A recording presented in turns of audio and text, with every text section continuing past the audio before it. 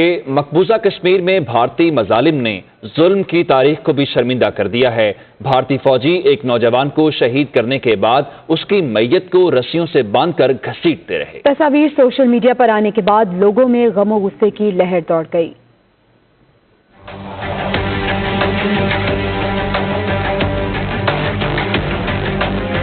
مقبوضہ کشمیر میں بھارتی فوج نے دہشت گردی کے دوران 8 نوجوانوں کو شہید کر دیا۔ بھارتی فوجی ایک نوجوان کو شہید کرنے کے بعد اس کی میت کو رسیوں سے باندھ کر گھسیٹتے رہے۔ تصاویر سوشل میڈیا پر آنے کے بعد لوگوں میں غم و غصے کی لہر دوڑ گئی۔ سوشل میڈیا پر لوگوں نے بھارت کو اس کا اصل چہرہ دکھا دیا۔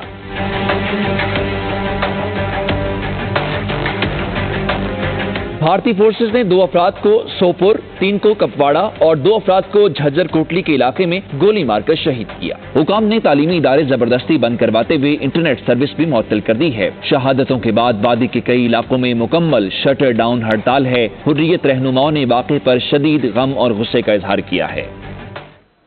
ادھر اقوام متحدہ نے اپنی ایک رپورٹ میں بھارت اور اسرائیل کو دنیا میں انسانی حقوق کی خلاف ورزیوں کے حوالے سے بدترین ریکارڈ رکھنے والے ممالک میں شامل کر لیا۔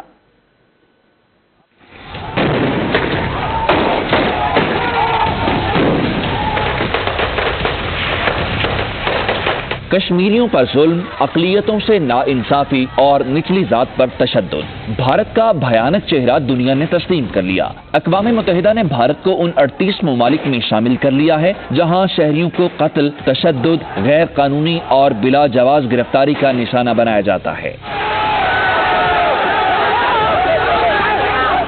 فلسطینیوں پر اسرائیلی فوج کے مظالم بھی کسی سے ڈھکے چھپے نہیں ہیں۔ رپورٹ میں بھارت کے ساتھ اسرائیل کو بھی دنیا میں انسانی حقوق کی خلاف ورزیوں کے حوالے سے بدترین ریکارڈ رکھنے والے ممالک میں شامل کیا گیا ہے۔ اقوام متحدہ کے assistant secretary general Andrew glamour نے ایک بیان میں کہا ہے کہ ان کی طرف سے تیار کی جانے والی رپورٹ اگلے ہفتے عالمی ادارے کی انسانی حقوق کونسل میں پیش کی جائے گی۔ رپورٹ میں کہا گیا ہے کہ بھارت میں انسانی حقوق کے کارکنوں پر بھی دہشت گردی کے الزامات لگائے جاتے ہیں۔